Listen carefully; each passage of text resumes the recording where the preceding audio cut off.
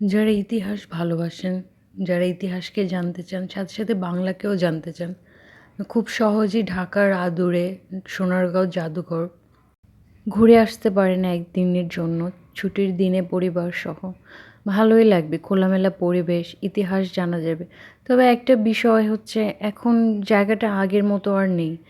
হ্যাঁ, রেনোভেট করা হয়েছে, সুন্দর লাগছে, কিন্তু মিউজিয়ামের ভিতরে সেই যে কালচারের জিনিসগুলা যা আমাদের হারিয়ে গেছে, সেই জিনিসগুলো আর এখন আগের মতো নেই। আগে যেমনটা ছিল এখন সেটা নেই।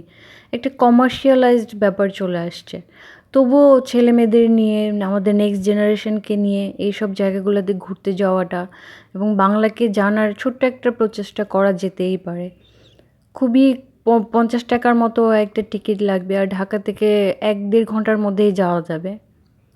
সো বাকি ভিডিওটা আপনারা এনজয় করেন, আর আমার চ্যানেলটিকে সাবস্ক্রাইব করে পাশেই থাকবেন। ভিডিওটিকে একটা লাইক, কমেন্ট, শেয়ার করবেন।